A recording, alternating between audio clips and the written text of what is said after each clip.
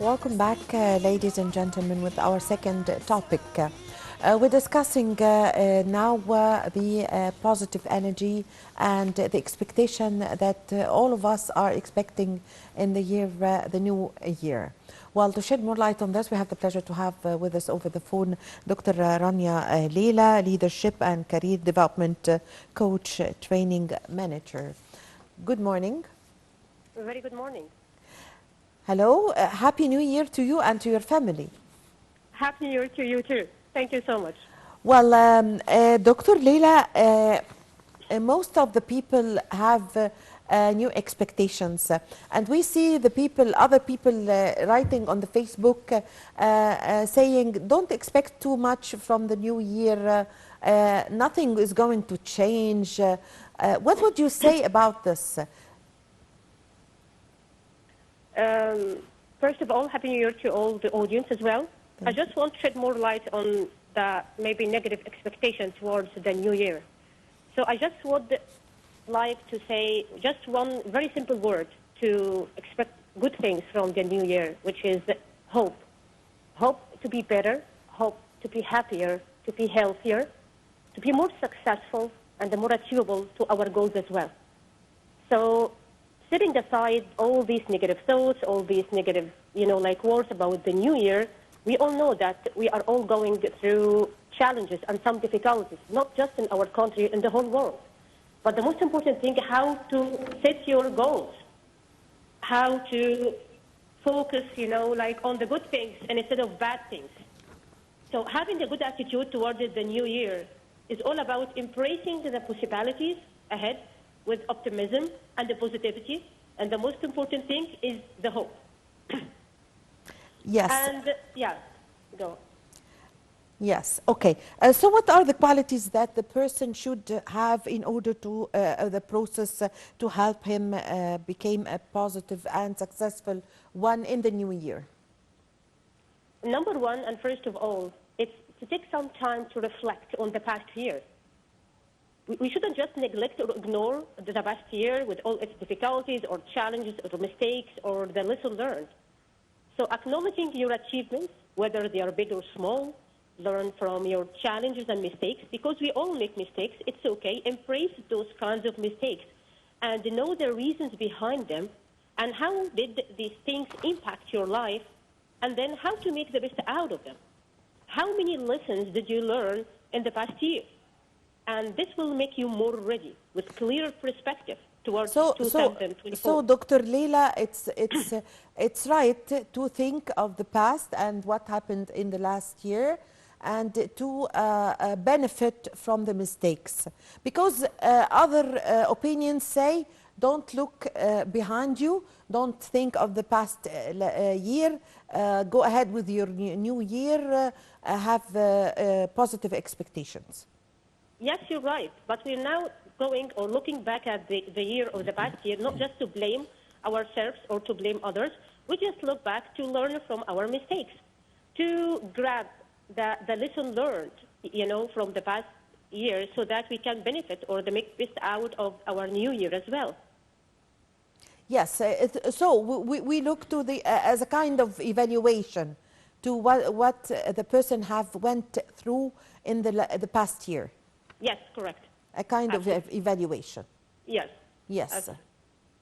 What is the plan that you advise for a plan for the new year? Okay, there are some steps we need to put in our consideration when it comes to planning for the new year. Number one, and first and foremost, is practicing gratitude. So be thankful to the things you have right now.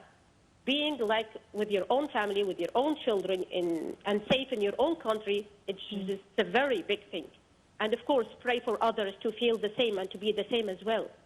So impressing, and we need to put in our consideration, besides practicing gratitude, impressing the unknown.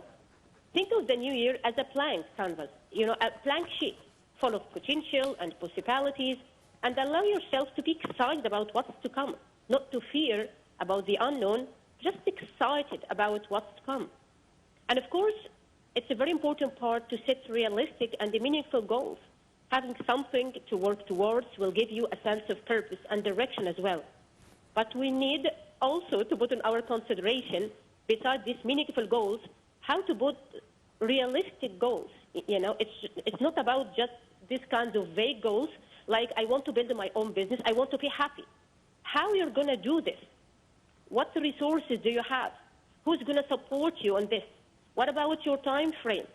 So specifying or categorize your plan, like a short-term plan, maybe intermediate plan, or long-term goal, or long-term plan, whatever, and try to set this timeline and the steps you will take. So it's very important, besides the goals or the plans you will have for the next year, it has to be accompanied by action plan, some realistic steps, some steps that you can measure after some time and track progress, whether I'm just now going in the right track, or I need to go back to square one, or I need to just modify some steps and be flexible and adaptable as much as I can. Yeah. Yes. So how can we avoid in the new year the people who are always complaining, you know, toxic people? What is your advice concerning these people? Okay, so there is something I can control and something I can't control. So yes. The attitude of others, I can't control this, but I can control that I will stay or avoid them, avoid their negativity. Yes, okay, but what if these people are your relatives? They are not just friends that you can walk away from them. They are relatives or members of the family, for example. Did you get me? So, yes, maybe the best practice I can do here, maybe as a coach, I can't advise them because, you know, they may take my advice or not, but at least I can be the role model. I can just do the things I say to them. Maybe I will focus on the positive. I will focus on the solutions of the problem instead of the problem. Maybe just instead of complaint, try to do very positive things. And please here just allow me to shed more light on a term that, you know, like people get perplexed with, the toxic positivity. Maybe I'm a positive person, but I'm not too positive to the extreme, because there is something called toxic positivity.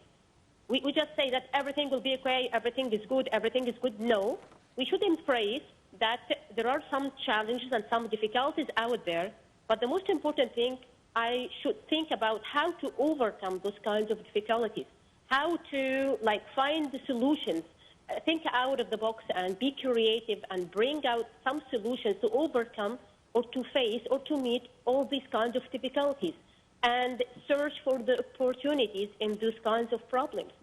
This is the real meaning of positive, not just, you know, like everything will be okay. That's why some people say that be realistic, everything is bad, everything is difficult. No, it's not this or that. There is always a scale from 1 to 10. 1 is the least, 10 is the highest. We need to be like in 5 or 6. It's not the extreme that everything is bad, and it's not extreme everything is good. No, we have some problems, we have difficulties, challenges, but how tough are you? How tough your mindset is, how you will overcome all these kinds of difficulties, how you are just flexible and adaptable to meet all these kinds of things and grab your own opportunities and build your own success. Yes.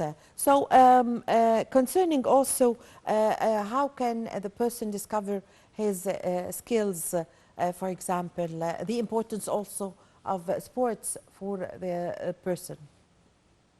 How you can discover your skills, when it comes, of course, there are some kinds of skills, of course, as we all know, you know, but what is the most important thing for you, or what is needed from you? All these kind of self-reflection, and grab a paper and pen and try to write down what I really love to do, what I really need to learn, how I can acquire all those kinds of skills, how this will benefit me, how this will impact my life, personal life or career life or whatever. So I need to have this kind of self-reflection and write all my ideas and the skills I need to learn, the skills I need to grab or acquire on a sheet of paper, and try to make a plan for this goal, because it's, after all, it's a kind of goal.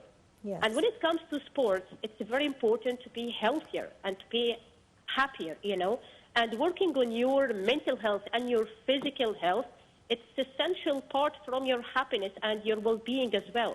So, of course, we can't neglect the rule of sports in our life, how to exercise, how to, maybe if you just maybe don't have this kind of chance to play sport, but you can at least exercise. You can take care. It's a reflection of self-love and self-respect as well. Yes. Dr. Leila, also, is there a key for happiness and positivity? Of course. Yes. Number one, it's positive thinking and be thankful to all the things you have. We can't like count our blessings. We have so many of these things. Just be grateful and practice gratification and think positive about the things, how you can grab your possibilities and your opportunities. Because the world, yes, is full of difficulties, but on the other hand, the world is full of opportunities and possibilities as well. Of course, practice resilience, bouncing back from setbacks and challenges with positive outlook, and seeing failures as opportunities for growth. It's a very important thing. Open mind, being willing to consider new ideas and perspectives. Like maybe I'm just stepping out of my shoes to your shoes to see how you just see things from your own perspective. It's a very important skill you have to learn, maybe as a leader, as an individual in your personal life or your own career life as well. Like navigating between the perspectives make you feel or make you understand people, how they think and why they do these kinds of behaviors, why they behave in that way. This also is a very important thing to have. I can't neglect this sense of purpose, having a reason for getting out of bed, each day, that you have something that gives you this life meaning and direction. It's also an important thing. And the last but not the least, the humor, having this laughter, like playfulness, have this of light-hearted attitude and finding joy in simple things will make you happy, will make you satisfied, will make you just feel this kind of blessings you have in your life.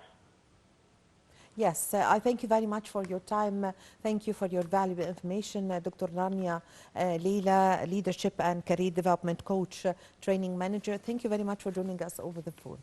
Well, with this, my dear viewers, we come to the end of this episode of our program, The Breakfast Show. My name is Amal Mukhtar. Thank you for watching.